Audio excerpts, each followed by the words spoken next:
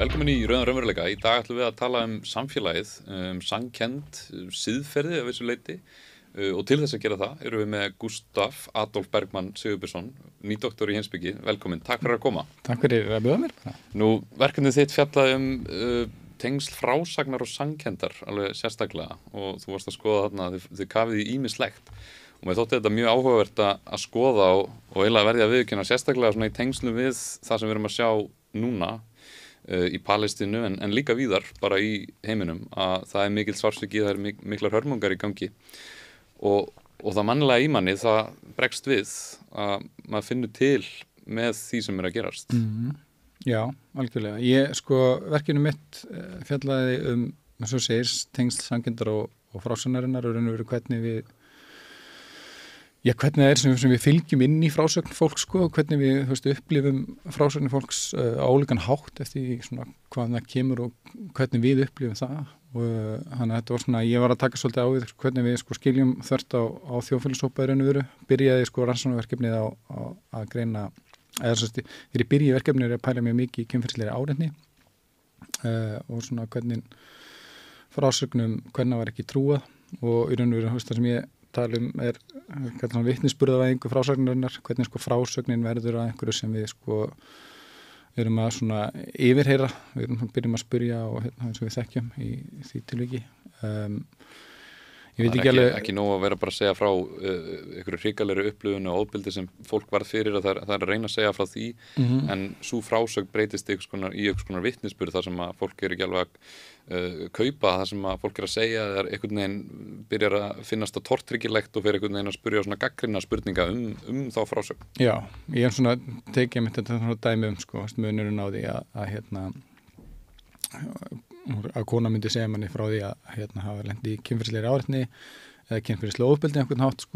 versus ef ég fyrir að lýsa því fyrir þér að ég hafi lent í bílslýsi á leiðninga eða bíll hafi keyrt á mig eitthvað og þá við spyrjum ólíkra spurninga þó þetta séu mjög óvenjulegur viðburðir báðir eða þannig sem þó náttúrulega svona hæfilega hversdagslegir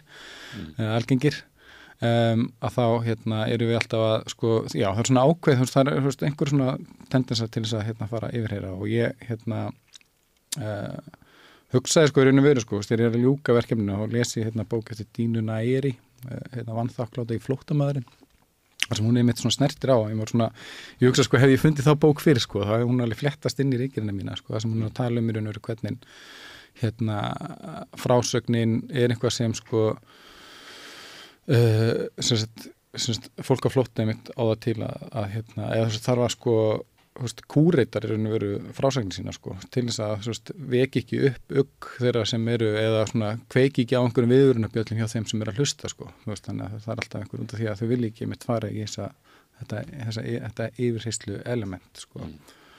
en svo erum við náttúrulega tala náttúrulega vísa í Palestínu og Gaza og þjóðamorði sem eiga sér stað og það er einmitt maður finnur núna það komir einmitt þessi svona mjög klassíska svona þreyta almennings eða áhugaleysi fjölmiðla líka á þessu það er svona mjög lítið fjallað þetta maður sér þetta núna fyrst og fremst á samfélagsmiðlum hörmungarnar og bara myndirna þaðan og ég búin að vera einmitt að hugsa las nýverið aftur sársöku annara eftir Susan Sontag og það sem hún einmitt er að tala í raun og veru hvernig myndum og myndmáli er beitt í svona stríðum og hefur gert í gennum tíðina og í raun og veru líka svona hvernig við erum og hún skrifar þá bók fyrir tíma samfélagsmiðla og hún er þá að tala hvernig við verðum svona pínur svona desensitized af því að vera að skoða myndirnar við var einmitt bara held í dag fyrir einhverjum í gær þá breski fjölmiðlamaðurinn Owen Jones postar mynd af hræðilega mynd af bara börnum sem eru kramin undir húsarústum og hann postar þessu don't look away og ég finna alveg sjálfum mér ég lít undan ég skrúla hrattir framhjá þegar mér finnst þetta svo erfitt en það er frásagnar einhvern veginn sem ég finnst vera líka mikilvæg elementi það sem heldur manni lengur og maður getur einhvern veginn sett sig meira inn í þar Þetta er mjög skrítið orðið einhvern veginn að það er ekki eins og svona hryllingsverk séu ný á nálinni. Þetta eitthvað sem hefur gerst í mannkynssögunni trekk í trekk, nýlendu tímabilið að fjöldamorð eftir fjöldamorð og þjóðarnissinsanir og þjóðarmorð og svo framvegis, en þetta orðið svolítið sérstætt að vissu leyti að við sjáum þetta beint fyrir framan okkur og í símanum okkar stöðugt og það ekki bara Palestína, það líka hrikalega hlutir í gangi í Kongó, eitthvað sem að nálgast þjóðarmorð, Súdan líka eru risavaxnar hungursneyðir, en það eitt sem Maggastína var að segja hérna í viðtali daginn að hún talaði að þetta væri svona hálfgerð ögur stund af því að við erum einmitt að horfa á þetta svona bersýnilega, að það engin leið að komast hjá því að sjá þetta, að ef við einhvern veginn bregðumst ekki einhvern veginn við eða integrerum þetta ekki í okkar meðvitund og bara hvað við erum að gera, að þá erum við í raun bara að grafa niður og neyðumst þess að grafa niður mennskun okkar ef við ætlum ekki einhvern veginn að gera eitthvað í þessu. Já, ég held að maður getur ekki, maður kemst ekki hjá því að kemst ekki hjá því að vita eitthvað þetta og finna einhvern veginn þörf til þess að gera eitthvað þó maður upplýði náttúrulega líka bara mjög mikið svona hvað sem maður svona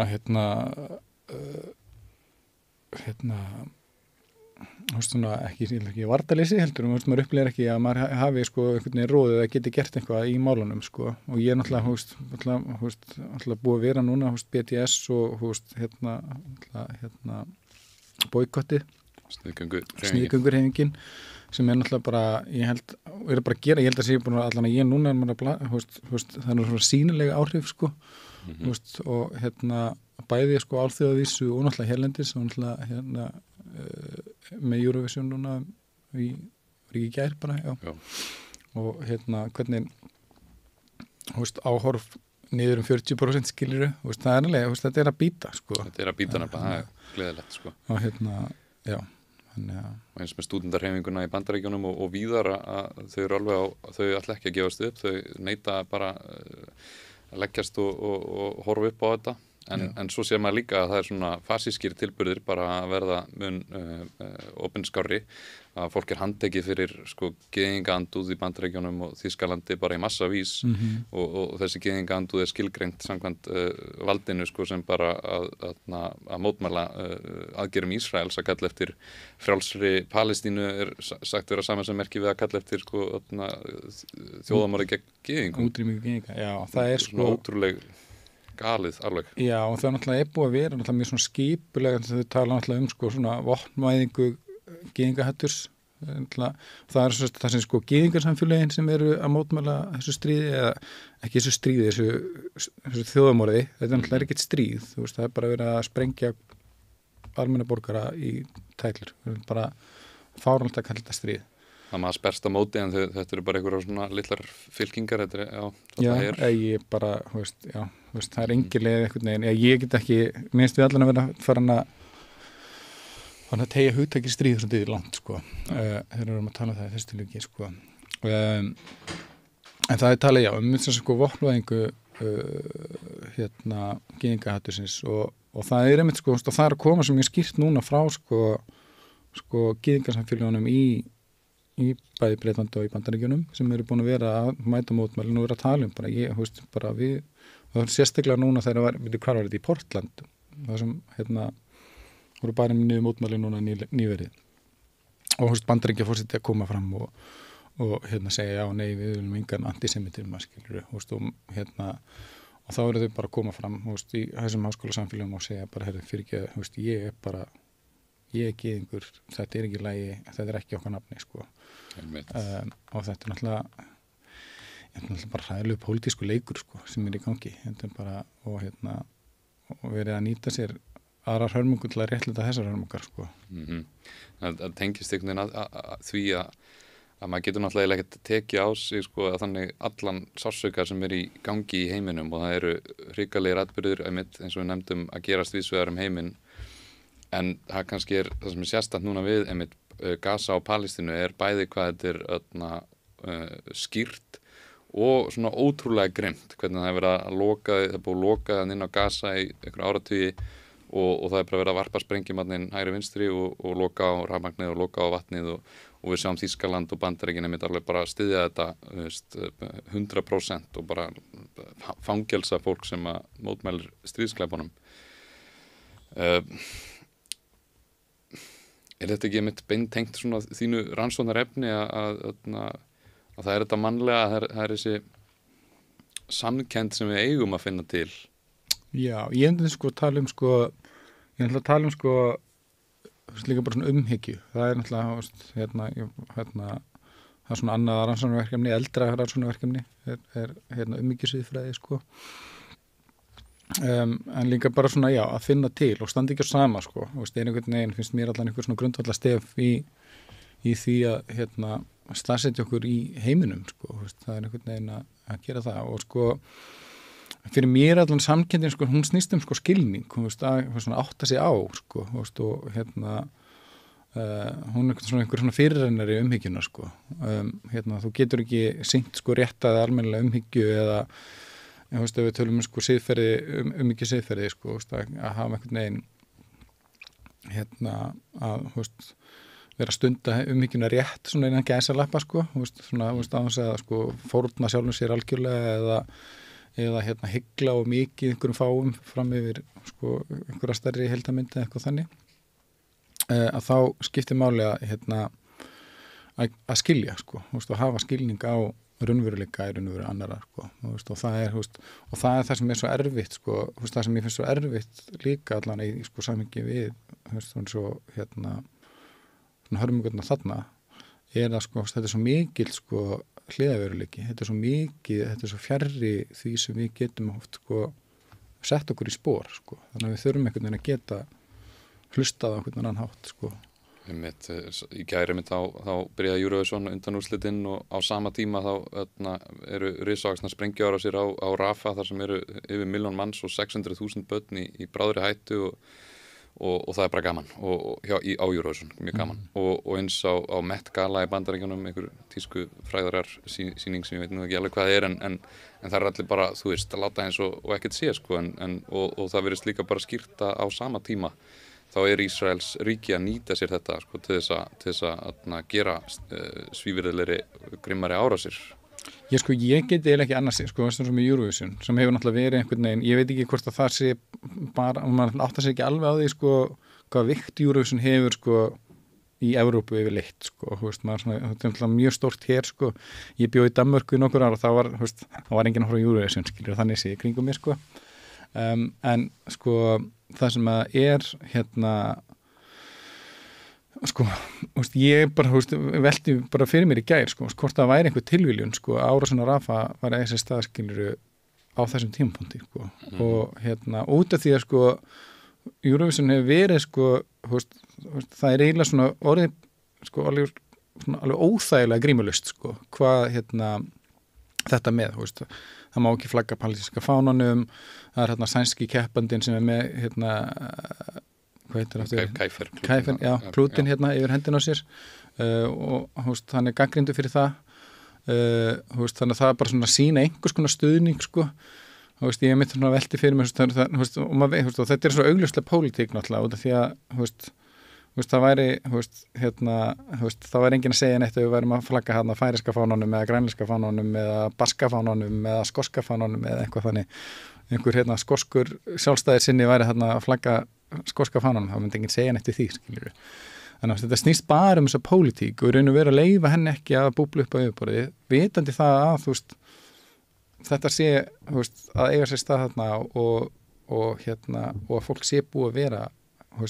náttúrulega fyrir utan tvískunningun í kringum sko Rússland og Úkraínu sko, sem er náttúrulega það sem mér alltaf fundist vera blasa svo skarpt sko Rússar sko, það er náttúrulega hræðilegt stríð og ég er bara móti stríðum yfirleitt skiluru, en Rússar eru þá allan að stunda bara hefbundin hernað sko. Það er prófa af bara saklausa borgara og loka á matabirgðir og rafmagn og bara sprengja það í tætlir þannig að það er bara svona af tvennu íllu skilur maður er standi einhverju svona fáralegu samanburði sko. Og maður sá einmitt fullt af fólki bæði stjórnmálaelítu og menningaelítu eða svona hátt sett fólk og í fjölmiðlum og annað sem að fóru bara fram á það, þú veist, í skoðanagreinum og svoleiðis að Rússum yrði vísað úr Eurovision, annars myndu þau bara segja upp störfum eða eitthvað, tóku svona rosa hart stans. Ég held meira að Stefán Eiríksson, útvarpsstjóri á RÚV, hafi gert það sama hvað þetta varðar Eurovision og Rússa. En svo heyrir maður ekkert þetta, sko, núna og í Ísrael, þegar þetta gæti ekki verið skýrara, sko, bara skelfilegt að sjá þetta. En einmitt ég held að það sé bara þannig að maður má alls ekki dofnast of mikið, maður getur ekki tekið þetta allt inn á sig, en maður verður einhvern veginn á svona gott sem þú ert að segja, held ég að þetta snýst að skilja líka, að segja að, þú veist,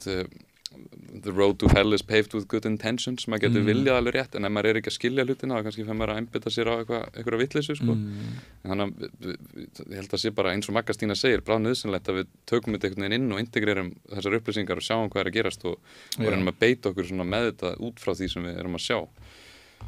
Já, og ég held líka bara að þetta svona, þetta er bara sambandi sko, við, það er náttúrulega bara mjög þekkt fyrir bara svona burnout í tengslu við aktivisma, í tengslu við svona white savior komplexa skiljur og okkur svona dót, sko, þess að fólk bara keyrir sig út, sko, í raun og veru að finna of mikið til, sko, og vera alltaf að keyra og hjakkast, sko, og þá er maður líka bara að hugsa, bara svona sósíalískri baráttu, skiljur, að þú, sko, samfélagið er óréttlátt, en, þú keyrið ekki út hér og nú, skiljur, út af því að, fyrir hvernig það, sko, ef þú, átt ekkert eftir til þess að, ef maður er alltaf að keyra á 150%, þá bara klára maður batteríinn, sko, og maður getur ekki alltaf, einmitt þetta, við búum hérna í okkar friðsælega samfélagi, sko, við getum ekki, ég held að sé ekkert eitthvað heiðalegt að segja það að ég get ekki lifa lífinu mínu þannig að ég sé bara alltaf miður mín stöðugt, skilur, ég verð líka að geta brosað framan í börnum mín, sko, og lifa lífinu mínu hér, það er engin greiði gerður við börnin í Gaza að ég sé sorgmættur og leiður og fjarverandi við börnum mín, skilur. Þetta mikið rétt í þessu, en svo kannski líka getur það að fara of langt í hináttina þegar þetta er svona, þú veist, maður bara svona, þú veist, einhvern veginn kastar þessu frá sér og bara, við bara geta ekkert gert og sem er ekki rétt, það er fullt sem við getum gert sem fólk bara þó það sé ekki nema að upplýsa hvað er í gangi og svo framvegis. En algjörlega maður verður einhvern veginn, og það er skynsemin aftur og umhyggjan líka að beita sér á skynsaman hátt, ekki, þú veist, þú verður að höndla þetta út og maður er kannski að tala til þeirra núna sem eru búin að vera kannski að leggja mest á sig til þess að halda mótmæla hreyfingum áfram hérna á Íslandi og ég bara þakka þeim kærlega fyrir það og vona að þau haldi áfram út og taki þær pásur sem þau þurfa. Það er mikið betra og skynsamara að vera 80%. Nákvæmlega, ekki 100% bara. Bara ekki 150%. Nei, það er einmitt þetta, ekki iðjuleysi, og það er náttúrulega búið að vera náttúrulega mjög svona stórt vandamál í seinustu 20 ári, pínu svona andleysi oft í aktivisma, sko, eða sem sagt, að drífa fólk með, sko, að taka þátt í félagsstarfi og gera hluti, sko, þannig að, nei, ég minnst það alveg frábært og minnst það alveg rosa góð vinna unnin og minnst það alveg geggjaður metnaður, minnst það svo gott að sjá BDS-hópin, sko,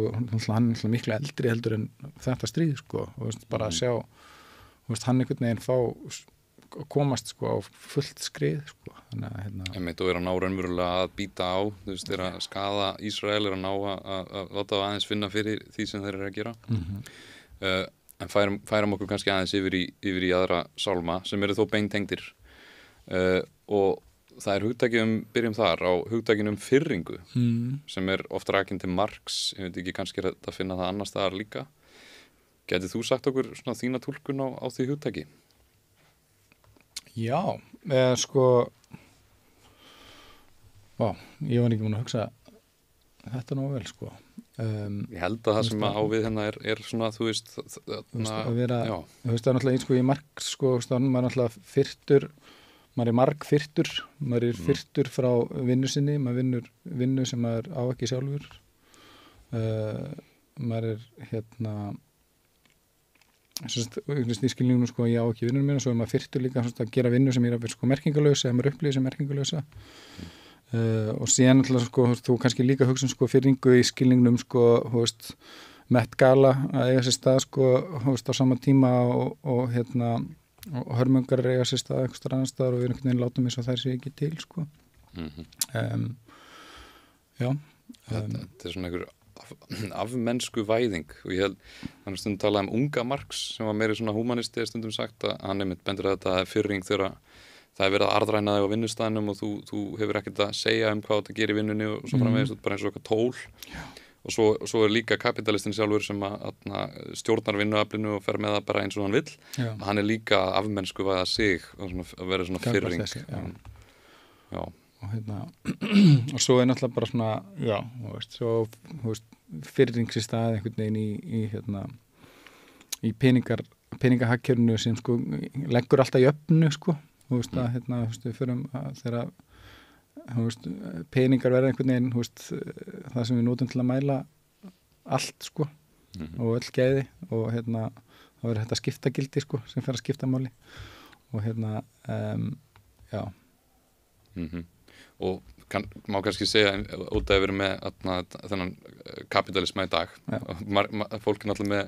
mismunandi skilning alltaf á þessu hugtaki kapitalismi, það eru svolítið mismunandi skilgreiningar í gangi en ef ég myndi bara svona setja fram að svolítið einfaldan hátt þá væri það bara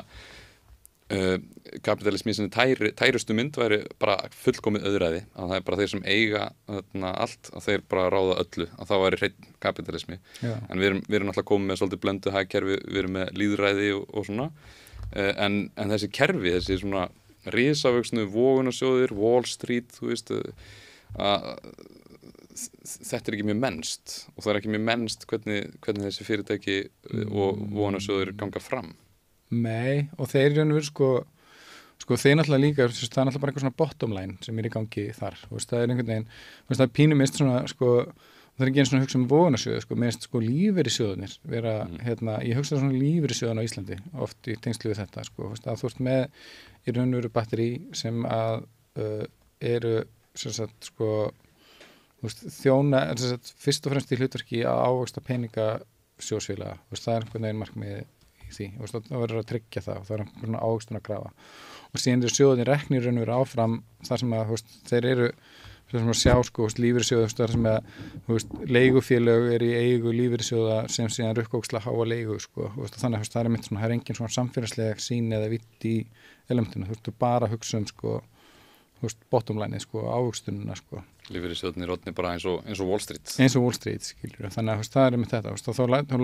lætur þú ráðast af í raun og veru bara, þú sérð enga, það er engin það er ekki framtíðasýn, það er engin og samfélagssýn, þú ert ekki að horfa á þú ert bara að horfa á, það er bara mitt hlutverk að ávöxta hér peninga og þá er þetta svona einhver svona hugmynd ósýnilega markaðarinn sem segir að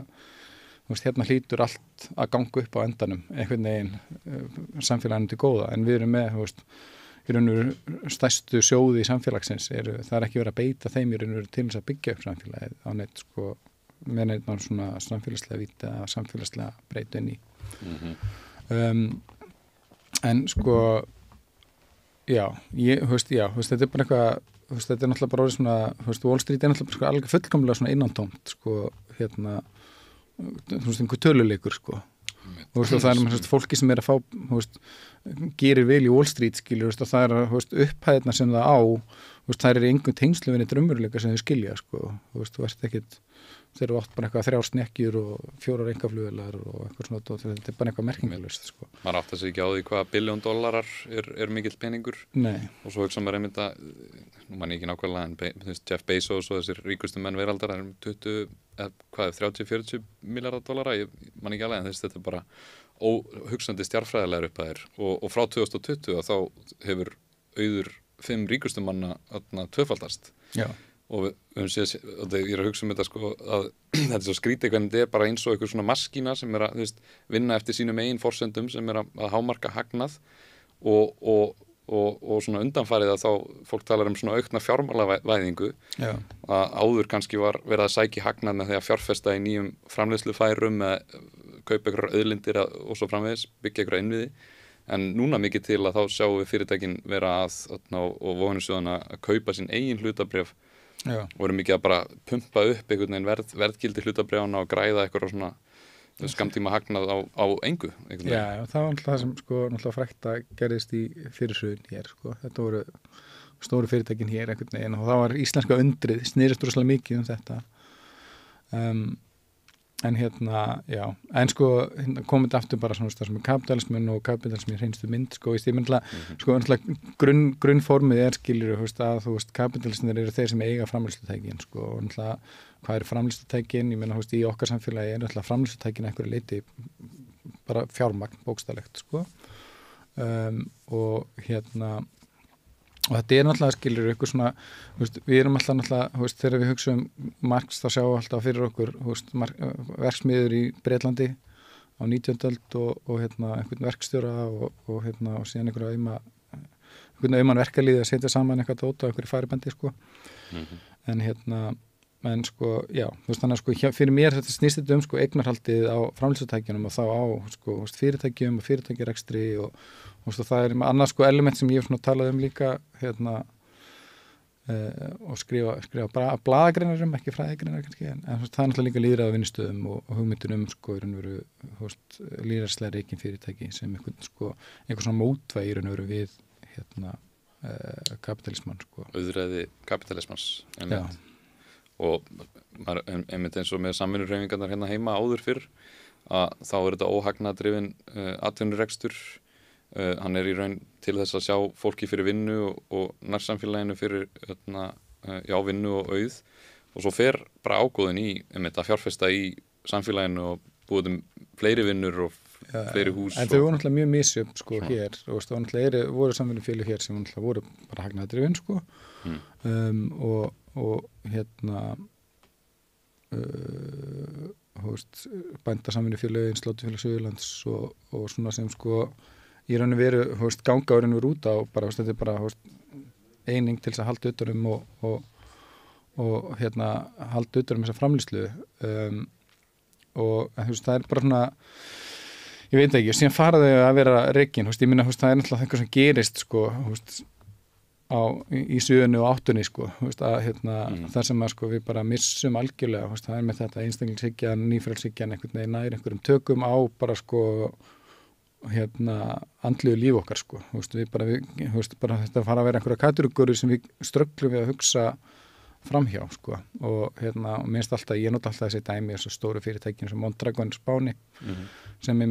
byggja á þessum dæmi, það sem þú ert sko, það er ágóði sko, með fyrirtækjum sem er ekki með hagnaðarsjónum mínum, en síðan er það bara sko, það er heildin sem ákveður í hvað notum við ágóðan sko, erum við að fjárfesta stundum er bara ákveða að fjárfesta í samfélaginu, það er ákveða að byggja skóla eða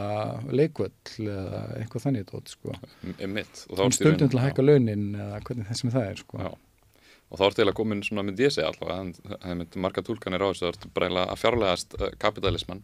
og komin að einhvers konar sósíalisma þar sem að þú ert að samnýta hagnaðinn og það er lýðræðisleg þáttaka og það er tekið mið af hagsmunum almennings og fólks sem er einmitt í þessum atvinnurekstri. Við viljum tala eins minna bók, Capitalist Realism. Já. Sem er bók sem fjallar það hvernig einmitt þessi svona einstaklingshyggja og svo framvegis, ég nú ekki lesa hana, þú getur sagt okkur meira frá henni, en það er svona eins og núverandi kerfi hafi bara enga aðra möguleika, að það er bara, við erum föst í þessu, það verður að vera svona og það er eiginlega ekkert annað sem við getum gert. Já. Og það er svona sjónamið sem maður heyrir. Já, þetta er sko í þetta er eftir Mark Fisher og hann, þessi bók, þetta er bara lítið hver, 80 blaðsíður eða eitthvað sko. Hann er bara endilega skelltir að lesa hann og þetta finnst það bók og hann er bara að taka svona mjög svona klassíst sko Marx, Zizek, Badiou, Lacan eitthvað svona gangrinni á síkapitalismann og og hann sko já, það er þessi stef, það er sko annars vegar sko náttúrulega þessi setning sko, sem er stundum egna sko, Frederick Jameson stundum Slavoj Zizek með sko, það er auðveldar að ímynda okkur sko, endalok heimsins heldur en að ímynda okkur endalok kapitalismans og þá er það að vísi í sko, alls konar menningarafurðir mikið af bíómyndum og bókmyndum sko, það sem að sko, við erum miklu vanar að sjá einhverja heimsenda bíómyndir. Ég heldur að það hafi verið með sko, tímabili, ég held að bókin kom út 10 kannski eitthvað og mjög mikið af svona heimsenda bíómyndum í gangi á þeim tíma sko og þær voru allar einhvern veginn sko,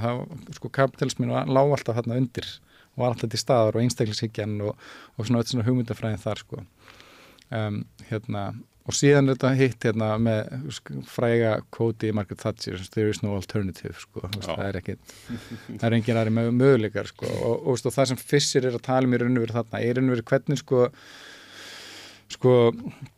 þessi hugmyndafræði, hún hefur hún hefur seytla svo djúpt inn í jarðlögin að við sjáum þetta ekki sem ideológíu lengur þetta bara, við erum bara þetta bara grunnurinn sem við hugsum á það er engin hugmyndafræði heldur, þetta bara er svona og verður að vera svona og þá erum við svona eins og fiskur í vatni sem sér ekki vatnið Presís og þannig að hann þannig að það er þessi hugmyndum að við í raun og veru að allt annað er ideológía þannig að sósíalismi er ideológía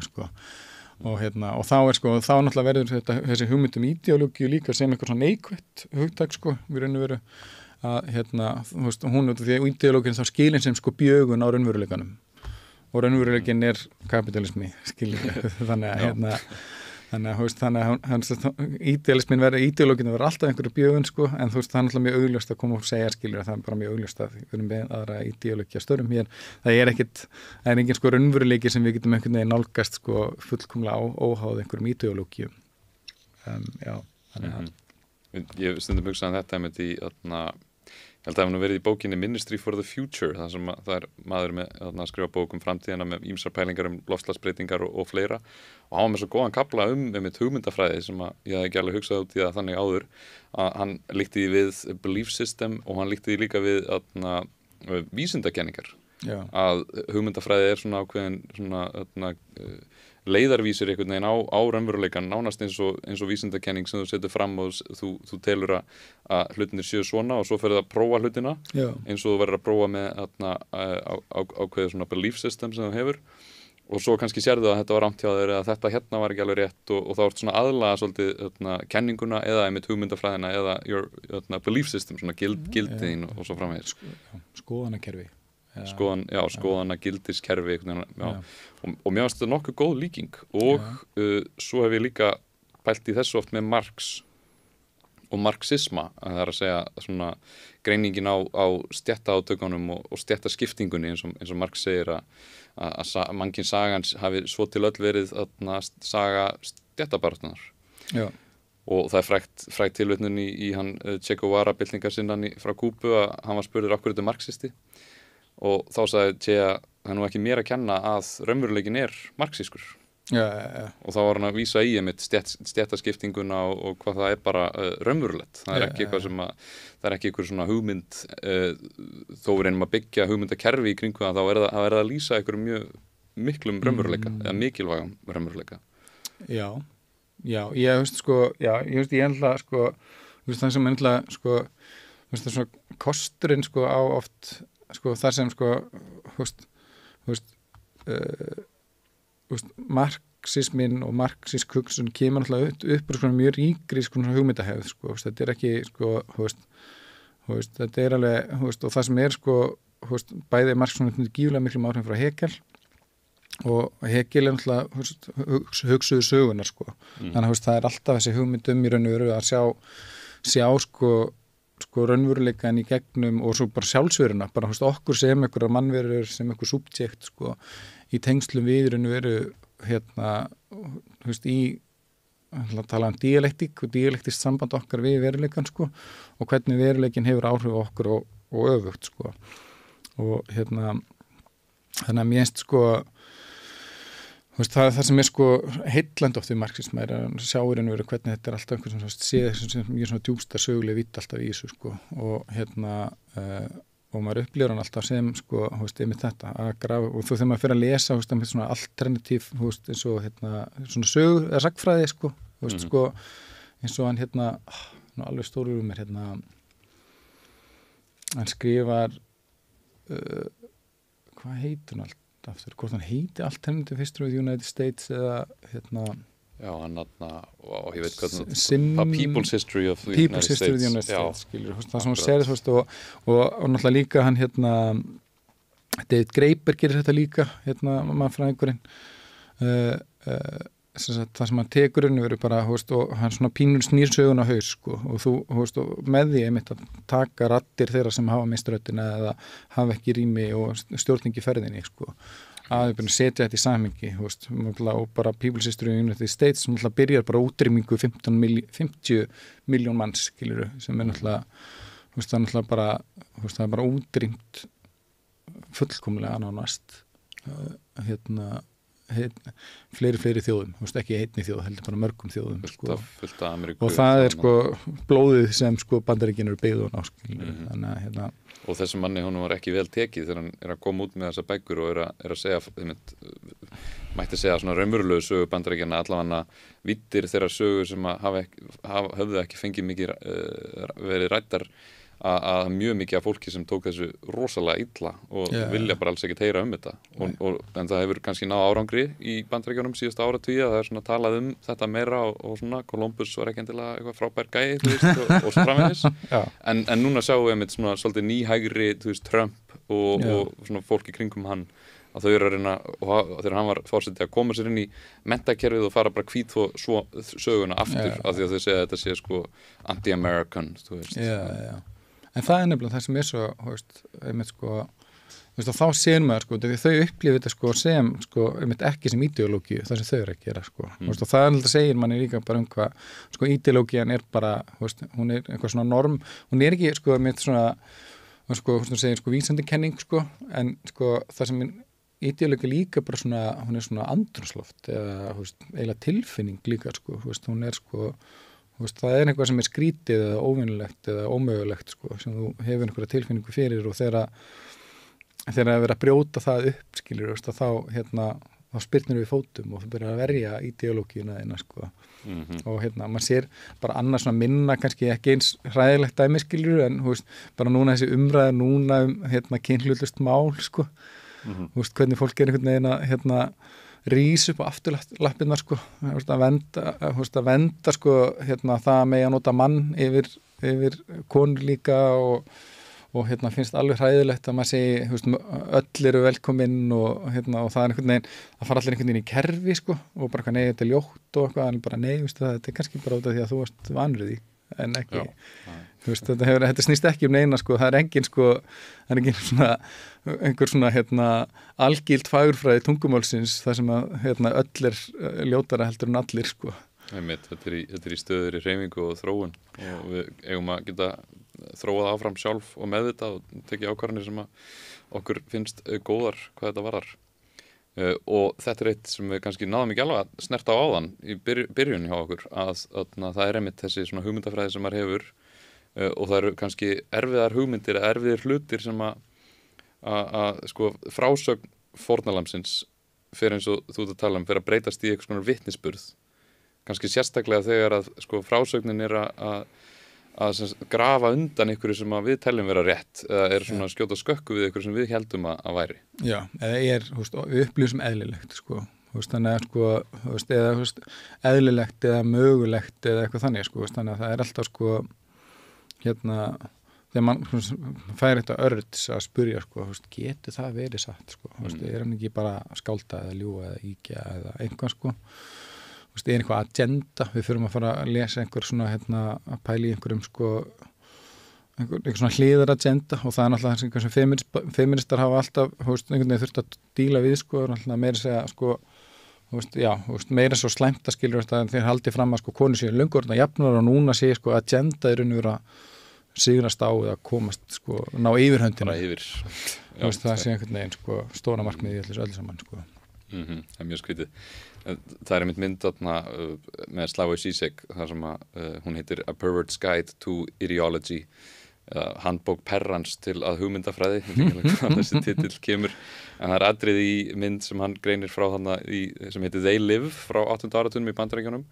og það er maður sem finnur gleru og þegar hann setur upp þessi gleru í New York eða Los Angeles eða hvað hann var að þá sér hann svona áróðurinn sem er falinn á bakvið auglýsingaskiltin og tímaritin og svo framvegis og hann er bara í sjokki, bara, vá, ok, þú veist, þetta er ekki eins og ég held, þetta er eitthvað allt öðruvísi og hann vil sýna vini sínum og hann vil fá vin sinn til þess að setja upp þessi gleru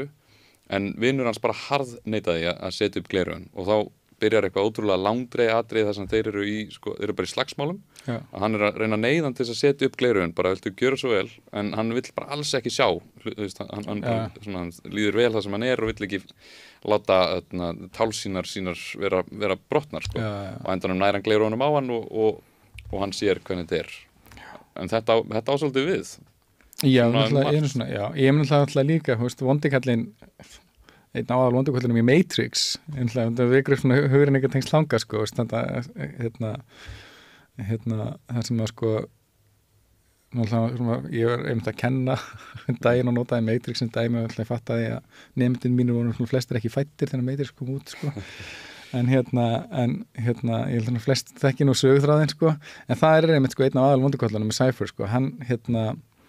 einmitt sko svíkur vini sína sko, sem búa í raunveruleikanum the real, einhvern veginn sko eða reality og svíkur þau í raunveru til þess að fá að fara aftur inn í sko kerfið sko og gleyma því að hann sé hluta kerfinu sko því hann er bara til í hann er með saman þessi blekking sko ég vil bara það er mjög líka klassisk svona heimsbyggi klemma sko myndirðu fara inn í vélina sko ef að þeir fengi lofur sko að við lifði bara hérna í fullkomna lífi sko og þetta er ekki auðvelt Nei, einminna, en sko reyndar sko það verið gerðar ég minnir nú að það verið gerðar tilraunir sko tala sko experimental philosophy það sem að fólk það eru teknir svona heimsbyggilega spurningar og fólk spurt sko og þegar sko heimsbyggingar er það til sko að ímynda sér bara hvað fólk myndi segja og þá var til svona pínu félagsfræðileg heimsbyggi sem að taka svona klassískar klemmufrásagnir í heimsbyggi og spyrja bara almenning hvað myndið þú gera ef þessar aðstæður væri uppi sko. Og ég held að sko mikill meirihluti fólk sagði að myndi ekki fara inn í vélina sko. Einmitt, sko, það er einhvað við sko, þannig að sko samkvæmt því þá hefði það fólk verið tilbúið að setja gleraugun allan að sjá sko. bara já, réttum mér þau að sjá þetta núna en ég mun taka þau niður og láta þessu ekkert sé það er svolítið líka það sem við gerum því að það er líka, sko, Mark Fisher talar þetta svolítið það sko, við erum það er þetta sko, þetta svona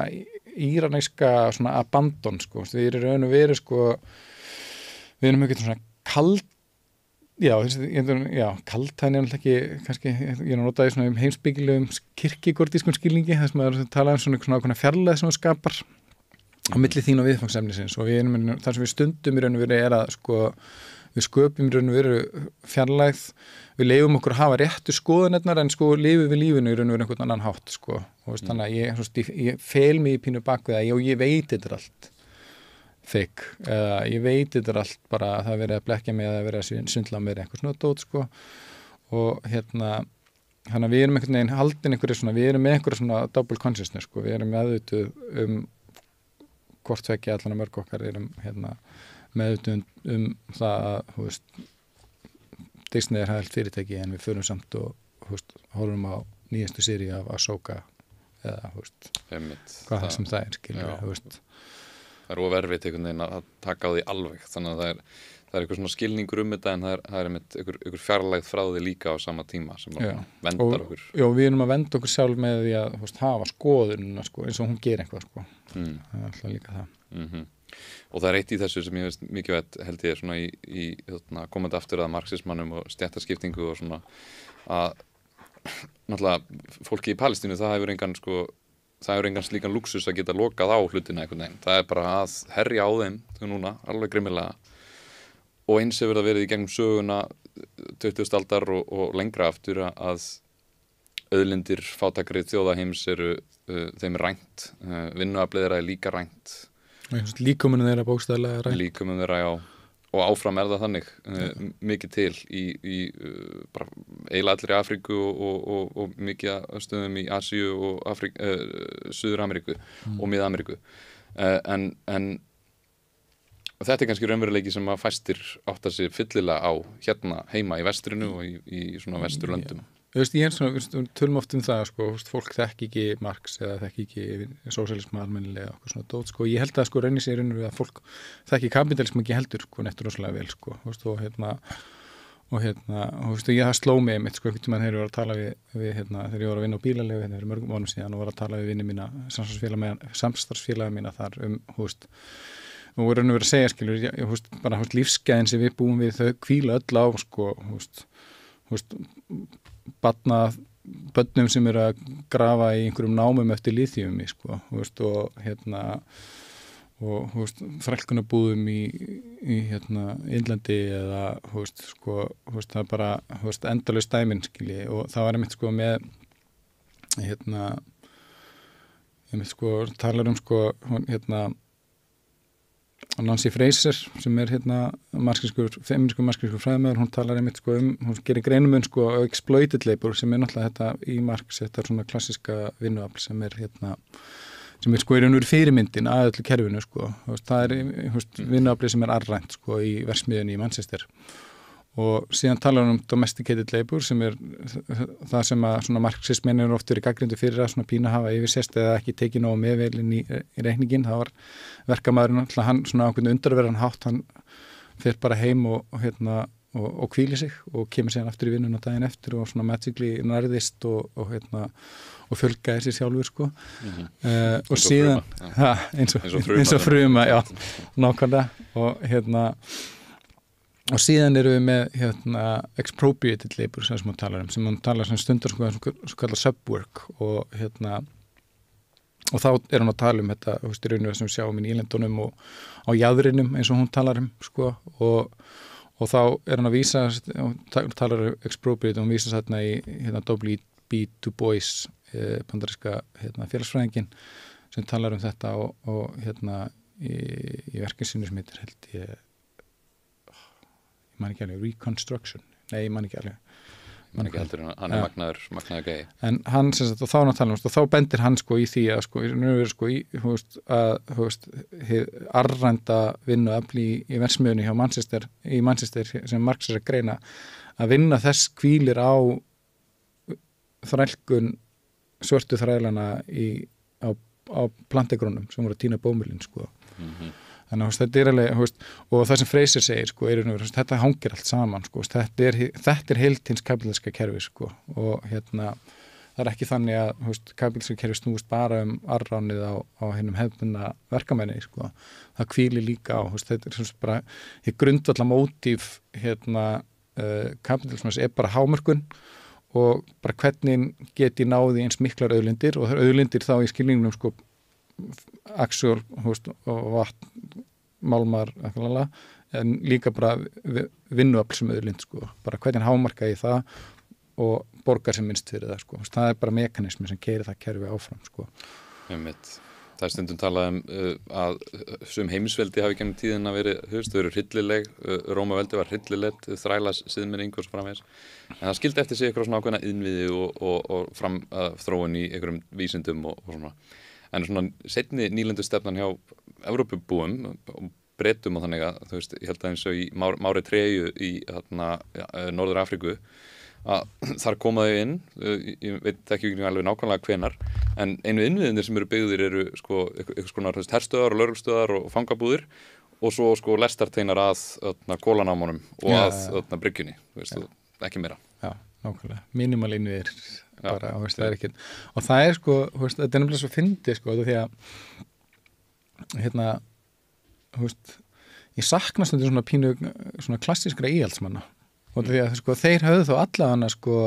og ég held sko, þegar sko, gamla nýlendu stefnan sko, sem sko í rauninu veru sko, eins sko bjög og fárleg og hræðileg hún var sko, hafði einhverju svona samfélagslega, það var einhver svona, þó hún væri algjörlega trufluð, að það var einhver svona samfélagslega hugsjón þar á banku, svona eins og hjá sko klassískum íhaldsmönnum skiljur sem voru að byggja upp tónlistaskóla eða eitthvað skiljur, og fannst það að vera svona, það er hlutverk okkar hér og núna er það bara algjörlega berstrípað og núna snýst allt bara fjármagnið sko, þetta er allt bara snýst kapitalið og hámörkun og það er engar svona samfélagslegar vittir í neinu sko. þeir eru ekkert að hugsa sitt eigið samfélag sko, þó þeir séu einmitt algjörir siðblendingar og eru að sko, þjóðurnir hreinsa og eru að fremja fjöldamorð, þú veist en þeir eru samt, þú veist, að setja þetta inn í samfélagið einhvern veginn en nú sjáum við fjármálaöflin einmitt bara í algjörri blindni og eins og með Bandaríkin á nýfrjálshyggjuárunum að þau eru búin að grafa undan sín eigin getu til þess að vera heimsveldi áfram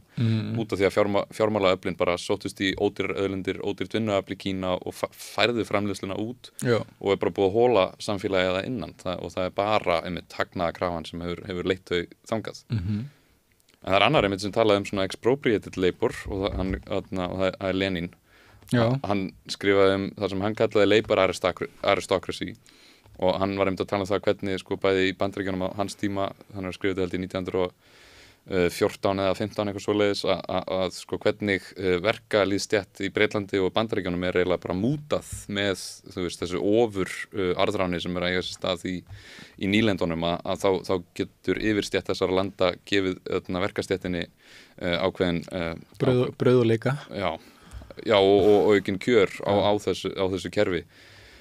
og núna einmitt byggir og sko kapitalistarnir gera þetta til þess að geta gefið verkastéttinni ykkur concessions eða bæta aðeins lífsgæði þeirra án þess að það gangi á hagnaðin þeirra og við sjáum það núna í dag líka að vissu leyti að það til þess að bæta kjör alþýðunar og verkafólks að þá er miklu frekar leitast eftir því að komast í ódýrara vinnuafl og ódýrari auðlindir bara eins og áður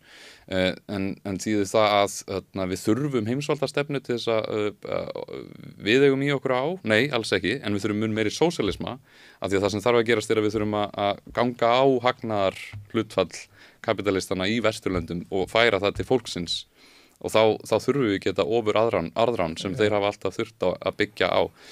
og þegar ég segi þeir þá er ég að meina kerfislægt fjármagn en líka kallandir og kallandir, já og ennþá í dag er það alltaf kallar sem eiga svo til allt en sko að í sko að þetta er náttúrulega sko í þessu sko er náttúrulega að sko ég gerir mér ekki þetta er svona stundum sko skortur á stórumyndina eða bara ég veit ekki hvernig maður sér stórumyndina almennilega í þessum málum sko en sko ég veit ekki að hversu miklu leyti ég meina að tala skilur ég man ekki hvað var 14 jarðir sem þyrfti til þess að sko svala þörf Íslendinga fyrir þeirra nýslu sem Íslendinga stunda skilur ef allir gerðu eins og við sko ég veit ekki hvort að við getum sko hvort að sko ef við jöfnum kjörin sko ég bara veit ekki er getur jörðin séð fyrir okkur sko ef við ætlum að lifa öll á þeim standard sem við lifum sko þannig að stundum er þetta svona þar maður kannski að vera bara mögulega leiðilegi vinstrimaður sem segir skilur við þurfum kannski bara að pína að trappa okkur niður og lifa aðeins öðru sitt til þess að bara lífið á jörðinni gangi upp sko bara talandi sko takmarkaði resursa á þessari plánetu sko þannig að það er eitt sem þarf að huga sko þegar maður fyrir að tala sko jöfnuð, svona glóbal jöfnuð sko en þannig að sko við þurfum líka bara svona konfrontera þann raunveruleika okkar að við erum bara okkar líf er algjörlega grundvallað á misskiptingu það er fólk að núti sem lifir á undir $2 á dag skilur og og ég man ekki hvernig sko orkunotkunin skiptist sko orkunotkunin hún þegar við tölum eitthvað ríkustu að 1% á 50% af öllum auðnum sko að það er held í svipað á orkunotkuninni sko þetta er bara og að resursnotkuninni sko við erum hún skiptist bara svolítið eins og auðurinn sko það er bara helmingurinn notar bara 10% eða eitthvað, ég man ekki þess að tölum sko nátt síðan að vera að skoða þetta en þannig að við erum líka bara horfast í augu svolítið við það er ekki bara að þessi misskiptingu hún er ósangjöld sko það er bara ber þetta kerfi í raun og veru neysluna sem við erum að standa í sko og þá þarf að segja skilur þá þurfum við bara pínu að sætta okkur við það ef við ætlum að vera stunda í raun og veru einhvers konar réttlæti að þá þurfum við aðeins kannski að slaka á sko Einmitt. Og kannski þá bara helst einmitt að skera burt það sem svona ónauðsynlegt, þú veist, við þurfum ekki 20 flíkur, skilur, við þurfum ekki 30 bíla eða 3 bíla, þú veist, við þurfum ekki að fara í utanlandsferð 3 á árið og svo framvegis og ég held nú og maður einmitt með skortir heildarsýnina eins og þú nefnir, sko, það mjög erfitt að halda utan það, en ég hef samt heyrt vistfræðingar segja að við gætum lifað öll sirkabát á svona þeim living standard sem var í Sviss á 7. áratugnum ef við myndum þú veist ráðstafa auðlindunum rétt og skynsamlega og svona að það hægt en einmitt kerfið sem við efnahagskerfið sem við lifum við virðist vera algjörlega rofið úr sambandi við náttúruna að það gerir ekki ráð fyrir umhverfisspjöllunum og þeim afleiðingum sem að mun fylgja og meira sko að stúta sér sjálft þú veist og maður vitnar nú bara í Karl Marx sem þetta hann sagði að kapitalismi á það til að rústa sínum 2 helstu uppsprettum auðs og það fólk og náttúran og það gengur að þetta Nákvæmlega Nei, veist, þetta bara þú veist, ég sem sagt sko veist, þetta kerfi og það bara það sem Nancy Fraser talar sko, þetta er bara mekanismi, þetta er bara algjör sko, frumforsenda þessa kerfi sko. Í raun og veru þessi ásælni sko, sem Marx greinir náttúrulega bara strax á 19. öld sko, áður en sko í raun og veru það verið eitthvað að tala umhverfisvá í skilningunum sem við tölum í dag sko, eða einhverja loftslagsvá sko. Veist, hann bara átta sig á skiluru bara útrýmingu skóga og náttúrulega umhverfi og raun og veru hvernig við raun og veru sko fjarlægumst í raun og veru bara einmitt þetta menneskun okkar talandi aftur þessi Maggastín að segja skilur og það er það sem við sjáum líka sko í bara í vinnutímanum sko við erum sko það voru svo mikil sko hagræðing, það voru mikla tækniframfarir og sko fræðimenn voru að segja skilur það er bara endalausa fullyrðingum skilur frá 19. og 20. öld sko þess að maður segir bara já núna hættu við að vinna eða fyrir núna er það 4 tíma vinnudagurinn sko komið að því og nú er komið að því sko við erum komið með tækniframfarirnar það er ég man ekki hann Thomas Piketty Capital for the 21st Century það sem hann talar sko að ég man ekki hvaða ára það er kannski 17. 18. öld eða eitthvað þar sem hann segir skilur það er bara á þeim tíma þá eru bara 20% af sko, þjóðfélaginu bara að vinna í mataframleiðslu og er bara að bara til þess að framleiða fyrir allt samfélagið sko og síðan kemur bara einbyltingin þá koma traktorar og bílar og allt þetta skilur og þá er alltaf hrínusúttalan í 2% og og bara við erum bara með endalausar vinnuvilja sem geta gert alls konar hluti og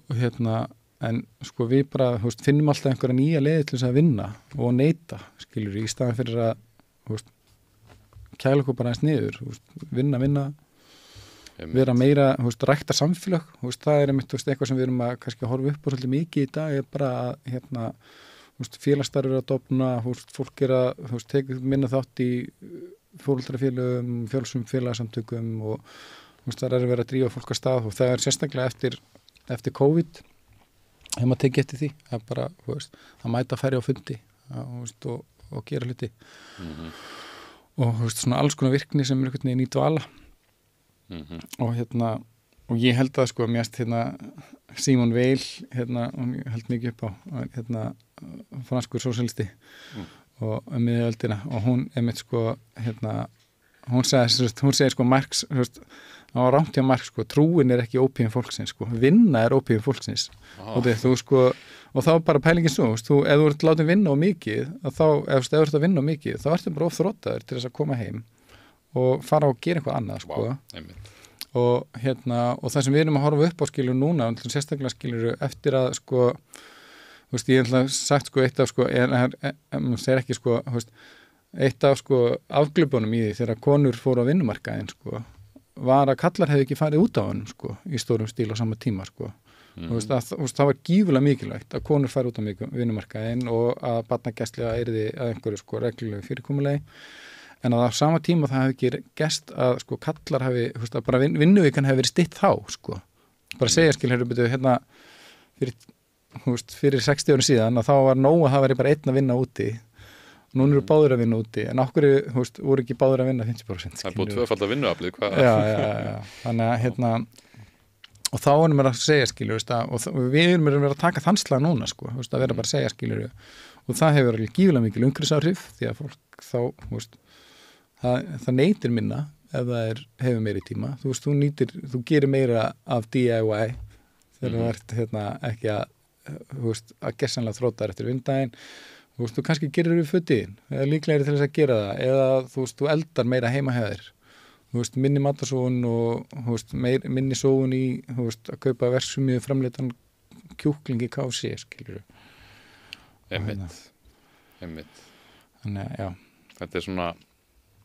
það er svona búið og Marx aftur, hann sagði með þetta kapitalismi væri byltingakent afl sem væri stöðugt að bara róta upp öllu, að það væri alltaf breytast og í umbreytingum og svona. En eitt af ljótasta sem maður hefur séð, sko, svona eftir á skýringar og réttlætingar fyrir kapitalisma, að menn eins og Bill Gates og svona hafa verið að fjármagna rannsóknir, sem segja séu rannsóknir, sko, sem sýna fram á að kapitalismi hafi lyft velsæld allra alveg ótrúlega mikið, sko, og þeir segja hérna, sérðu, þú veist, línuritið að fólk var að lifa á, þú veist, $0,5 á dag og svo, þú veist, á 19. öld þá fór það fyrir ofan $1,5 og þetta eru kraftaverk kapitalismans. Já. Og nú er ég ekki að neita því að það hefði ekki verið tækniframfarir í, þú veist, eins og vorum að nefna, sko, en raunin samt fyrir fólk í nýlendunum að það kannski lifði í, þú veist, sátt og samlyndi að þannig við sín náttúrulegu lífsviðu væri og félagslega net,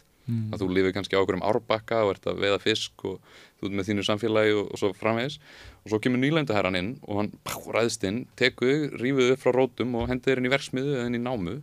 og þá ertu komið með fleiri, þú færið þá laun, þú veist, þetta voru svona proletariat í verkastett í þessum skilning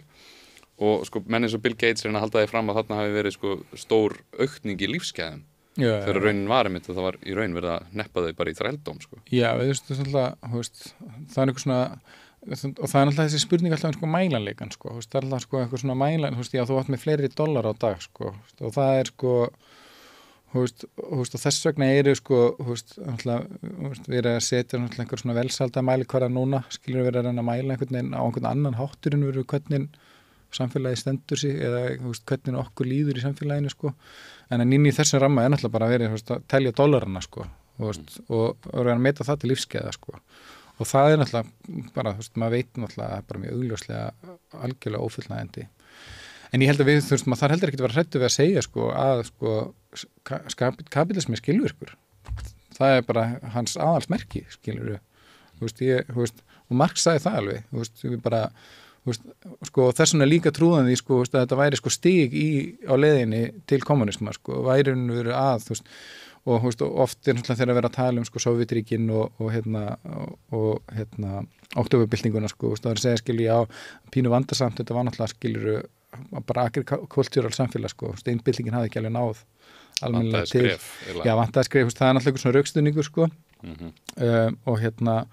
og það var raunveruleginn á mörgum stöðum, sko, þar sem að svona mjög einkennilega, eða þetta er raunverulega þvert á það sem Marx var að segja að það var mitt, sko, oft minna þróðu samfélagin in terms of, sko, byltinguna að gera, tækniþróuð, að þau fóru í kommunistandan náðu völdum þar, sko, en sko að já, hann er verið leita á skil, það þarf þessi, sko,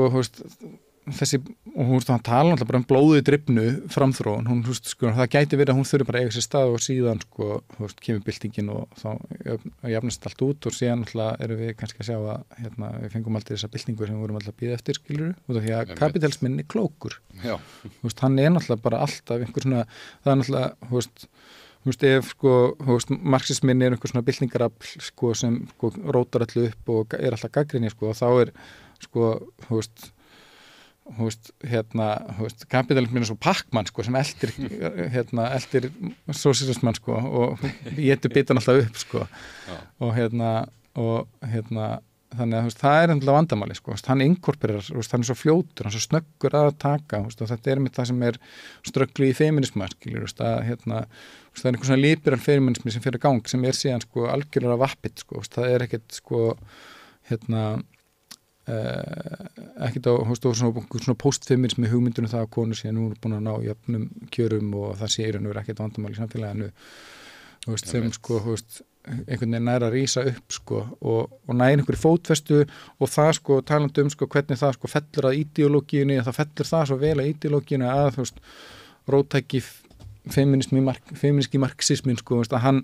einhvern veginn, hann verður of framandi en það er svo þægilegt að díla við hennan liberal feminismi og þá þarf ég einhvern veginn ekki að þá þarf ekki að spyrja erfiðu spurningana sko. Já, þú bróðin partur einhvern veginn að menningunni og ásættanlegur, kannski bara fín markaðsvara meira segja, mætti kannski segja sko, en þú ferð ekki út fyrir línunar sem að hafa verið skilgreindar, að þú veist að þú mátt ekki alveg, þú ferð á Met Gala og þú ert ekkert að rífa þig þú veist, skilur við. Já.